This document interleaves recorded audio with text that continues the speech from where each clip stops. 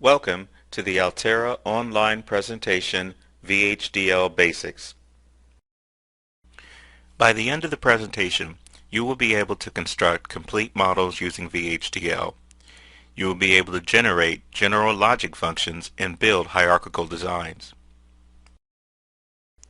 We will begin this course with an overview of VHDL. Next, we will discuss design units within the language. This section includes the discussion of entities, architectures, configuration, and finally packages. We will then look at the language in more detail, studying the constructs used within the language to create models. These include, for example, constants, signals, and processes. Next, we will learn how VHDL code is synthesized and look at some commonly used functions and how they're constructed. Finally, we will discuss designing hierarchically within the language. So let's start with an introduction to VHDL.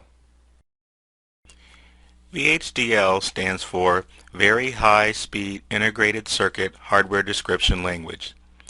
It is an IEEE approved standard that we use to describe models for both simulation and synthesis purposes. For some terms that we're going to use throughout this presentation, the first is HDL. HDL stands for Hardware Description Language, and it refers to using a text-based programming language to model a piece of hardware. There are two ways to do modeling with HDL, what we call behavioral modeling and structural modeling. Behavioral modeling is describing the component by means of its I/O response, whereas structural modeling is actually putting building blocks together to form a complete circuit. The term RTL, or Register Transfer Level, refers to a type of behavioral modeling. With RTL, the design is described in terms of register stages with combinatorial blocks of logic between them. Synthesis is the act of translating this text-based HDL into a circuit and then optimizing that circuit.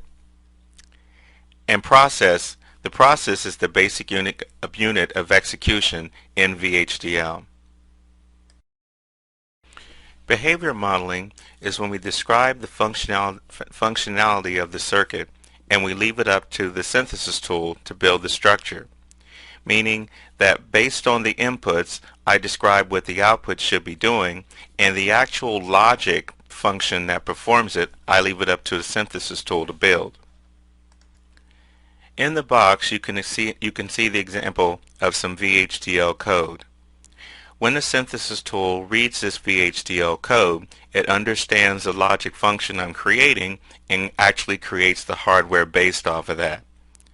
Now, there are some constructs in the language that are used for synthesis and simulation, but other constructs are used only for simulation, as the after 5 nanoseconds is displayed there in red. A synthesis tool would have to ignore that block of code. Structural modeling, but like behavior modeling, specifies the functionality of a circuit, but it also goes a step further and calls out for specific hardware implementation. Thus, you piece together lower level building blocks or components to actually build a higher level structure.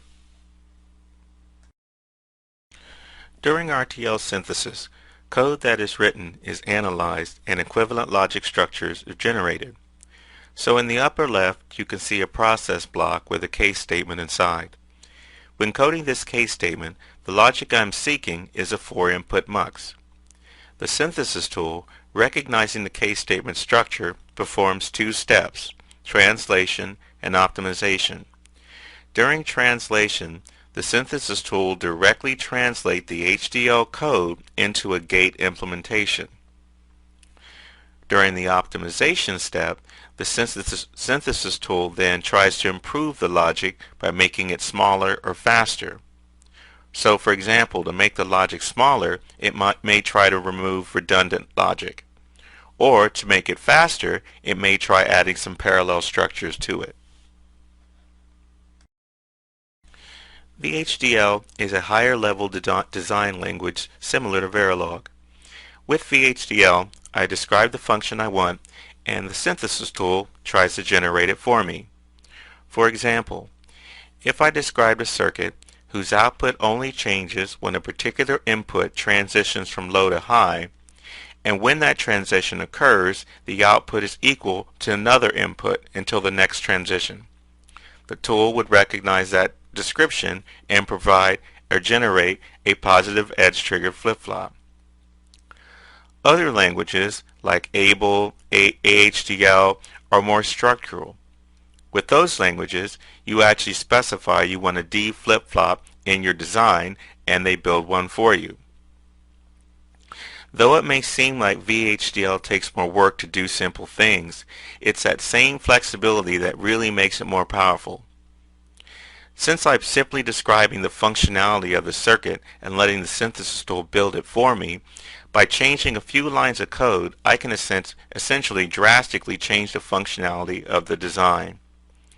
Doing this with a structural language would require redesigning large sections similar to redrawing a circuit diagram.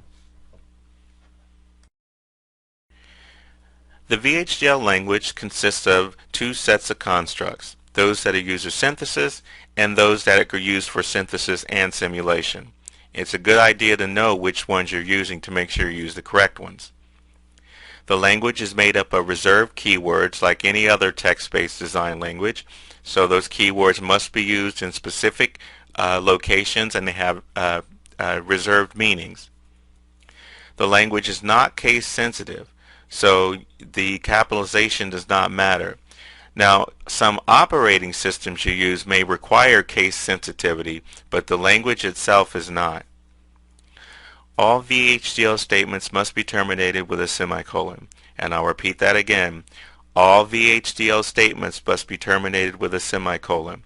That's probably one of the single most common mistakes new users make, and even experienced users themselves.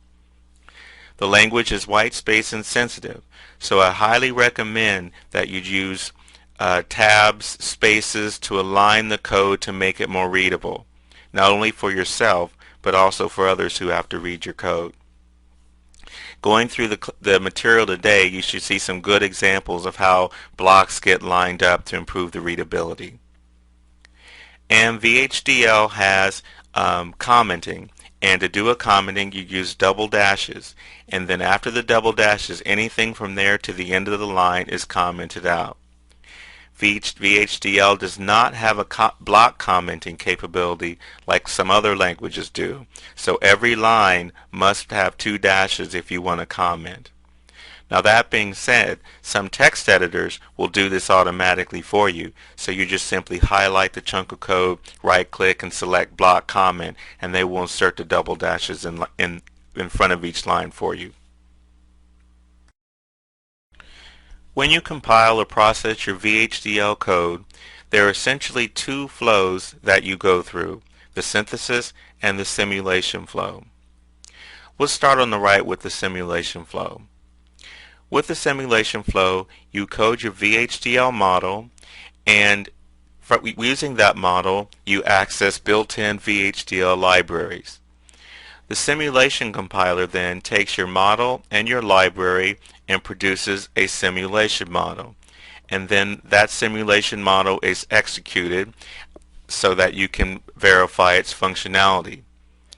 Most simulators have some form of proprietary method that you can use to enter test vectors so you can actually test the code. But what also you can do with VHDL is you can write your test vectors or test bench in VHDL.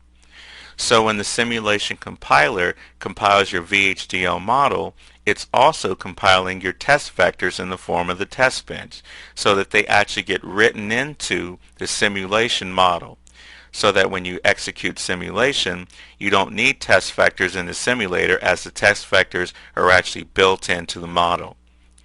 The results of simulation you can view in various forms. For example, you can view it in a text output, or you can look at a waveform diagram to verify the functionality.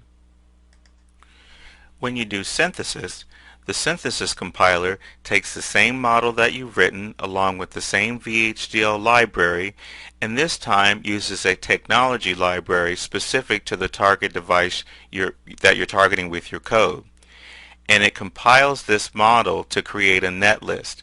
Basically, the netlist is your compiled HDL or your logic built out of the technology specific to the device you're targeting. With that netlist, you can then go and analyze it for timing. You can take it and do place and route, which means to actually fit it into the target device.